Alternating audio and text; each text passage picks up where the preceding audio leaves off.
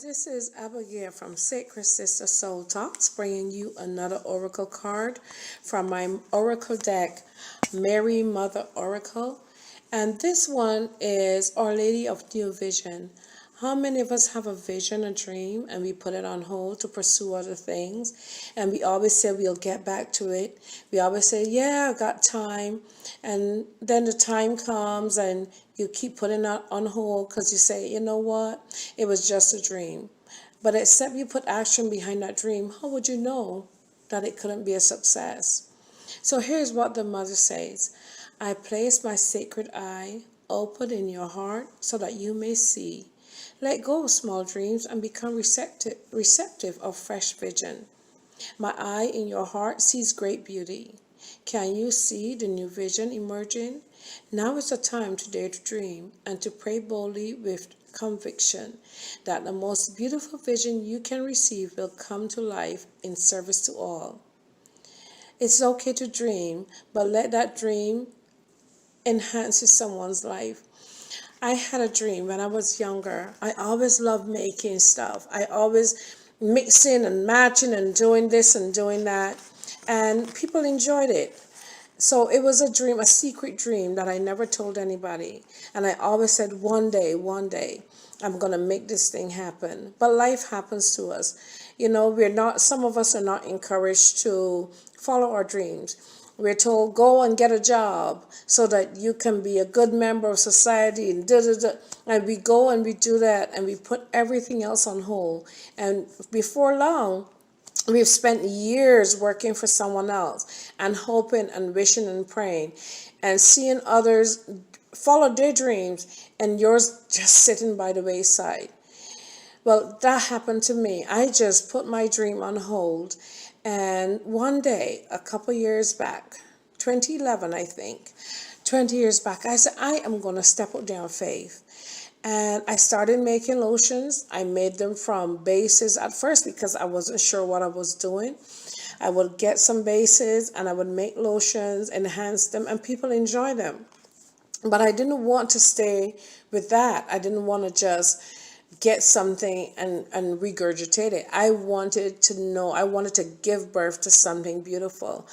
And I started making, I learned, study, research what ingredients work with what everything else. And because it's something I loved and I just knew I had a knack for it.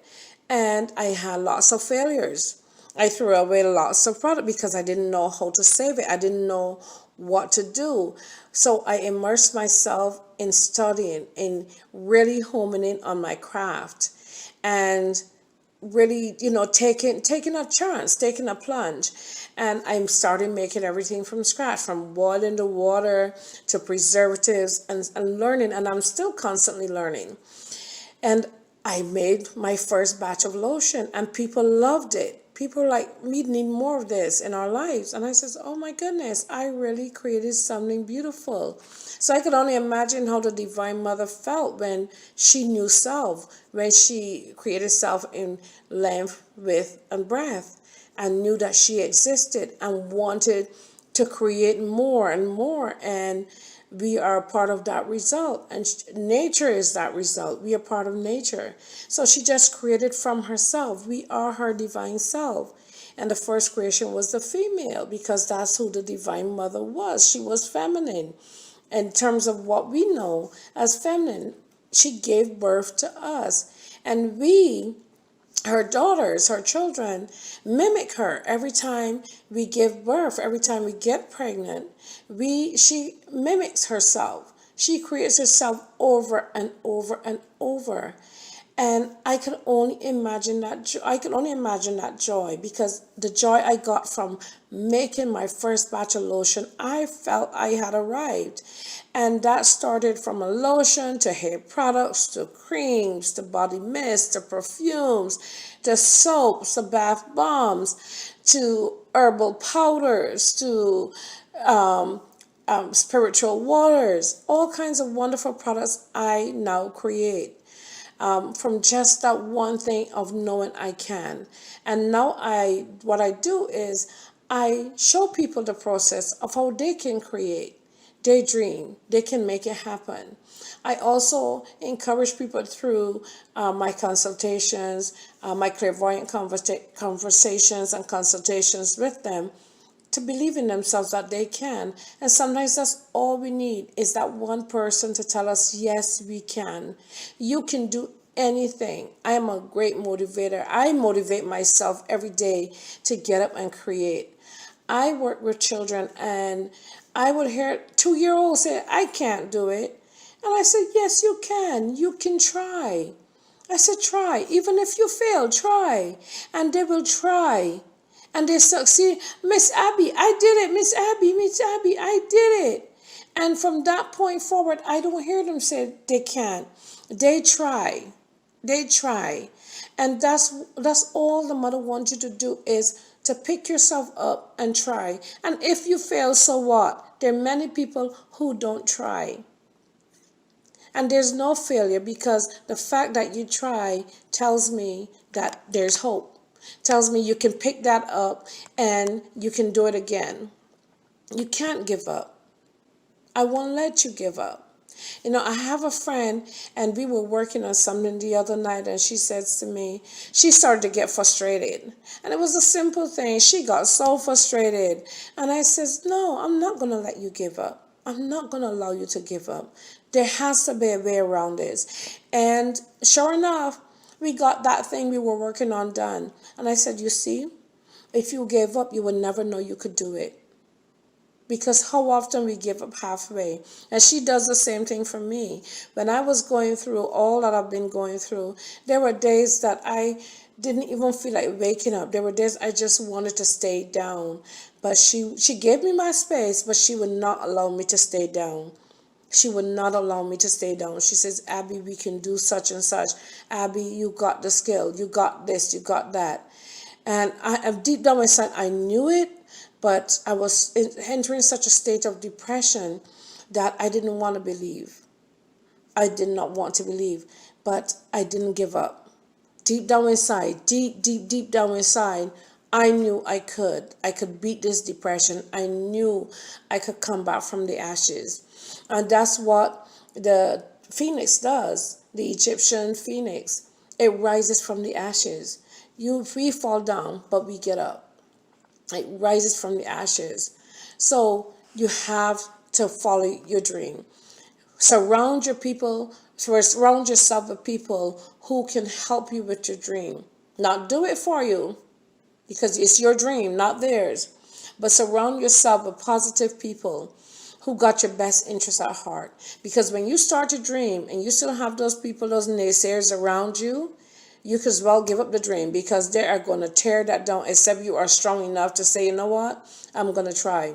Many people told me, hey, Abby, give up. You don't need a store. You don't need this. And I said, you know what, I'm going to try. I have to try. It's like the alchemist said, I had to follow my personal legend to its conclusion. I had to. And they said, the alchemist says, when you are willing, when your heart is on a thing, the universe will conspire to make it happen for you. So if you are really connected to your dream, and you dream that big, and your heart is in it, the universe will pull out all stops. It will do everything in its power to make something happen for you. Because you know what? You are the God. You are the controller of your destiny. Only the journey is written, not the destination. So you can choose this day to follow your dream.